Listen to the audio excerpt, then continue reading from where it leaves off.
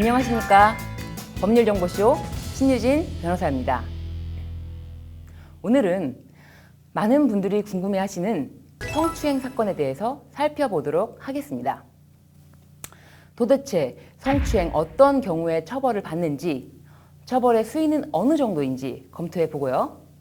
성추행으로 인하여 해임된 공무원 신분의 교원 사건에 대해서도 추가적으로 검토해 보도록 하겠습니다.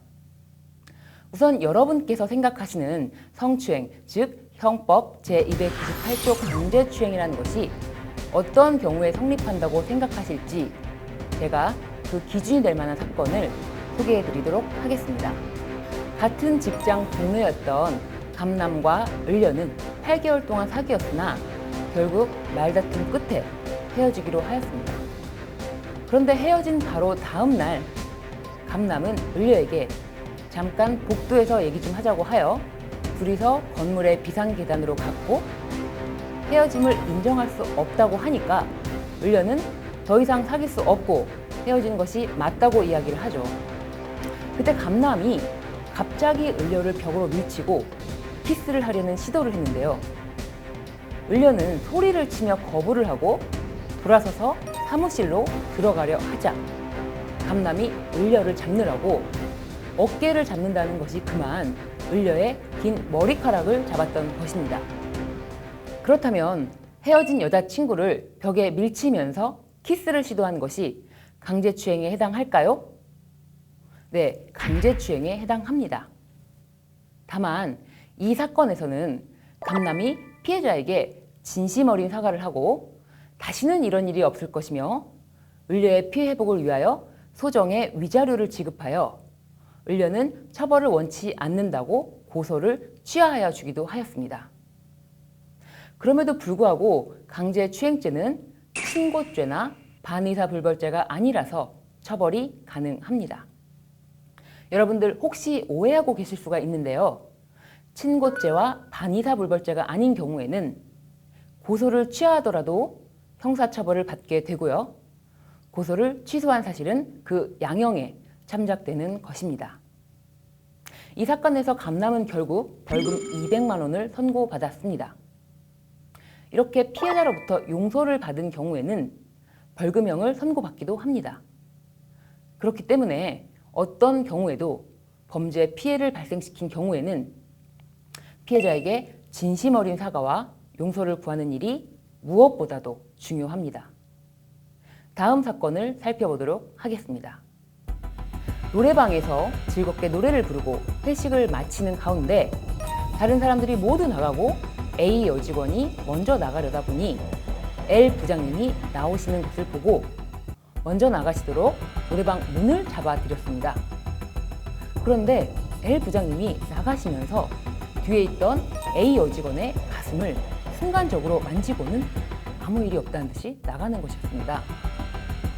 A 여직원은 순간적으로 몸을 이렇게 웅크리면서 뒷걸음질을 쳤습니다. 그리고는 직장생활을 하면서 이런 일까지 당하다니 너무나 억울해서 밖에서 기다리고 있던 직장 동료에게 바로 이 사건을 털어놓고 하염없이 울었던 것입니다. 그날 밤 L 부장님이 술김에 내가 잘못했다는 취지로 문자 메시지를 보냈기에 다음날 제대로 사과를 받는다면 더 이상 문제를 삼지 않고 사건을 덮으려고 했습니다. 그런데 다음날 적반하장으로 L 부장님의 아내분이 사무실에 다짜고짜 찾아오셔서 여직원 A가 내 남편을 꼬시려고 했던 행동이 아니냐 이러면서 난리가 난 것이었습니다. 이에 여직원 A는 본인의 억울함을 풀기 위해서 결국 경찰에 신고를 하였는데요. 경찰에서 조사가 되는 과정 내내 L 부장님은 아내분과 함께 무죄를 주장하였고 자신이 뒤로 손을 아무리 뻗어도 노래방 문 앞에 서 있던 A에게 닿지 않는다는 주장을 하였던 것입니다.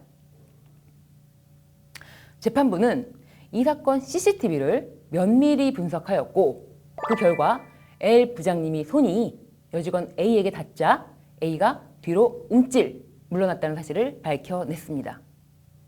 그렇다면 여러분 L 부장님은 어떻게 판결을 받았을까요? 이 사건에 L 부장님은 자신의 잘못을 전혀 반성하지 않고 오히려 피해자를 모함하는 파렴치한 행동을 하고 있다고 하여 초범임에도 불구하고 징역 6월을 선고받았습니다. 그런데 L 부장님은 이 사건이 억울하다고 하여 항소를 하였고 검찰은 형량이 너무 낮다 이렇게 해서 같이 항소를 하였는데 끝까지 전혀 반성을 하지 않고 피해자 탓을 하는 L 부장님은 결국 징역 10월형의 선고를 받게 되었습니다. 여러분, 법원의 양형 기준에 대해서 눈치를 채셨나요? 재판부는 범죄 사실이 명백함에도 불구하고 범행 사실을 전혀 인정하지 않고 오히려 피해자 탓을 하는 경우에는 결코 범죄자를 용서해주지 않는다는 확고한 양형 기준이 있습니다.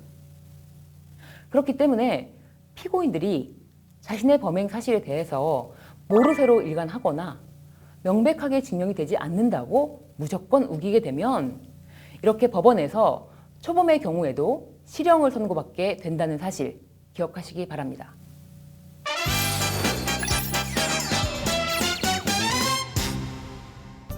이번 주제, 성추행 사건 발생했을 때의 키포인트. 우선 가해자 입장이라면 CCTV가 있든 없든 자신이 잘못을 했다면 여러 가지 핑계를 대고 따지지 말고 반드시 피해자에게 진심 어린 사과를 하고 다시는 이런 일을 저지르지 않겠다는 재발 방지에 대한 다짐을 하는 것이 무엇보다 중요합니다. 그리고 또 한 가지, 범죄 사실이 인정되었는데도 계속하여 무죄를 주장하는 경우에는 항소심에서 양형이 올라갈 수 있다는 사실도 명심하시길 바랍니다.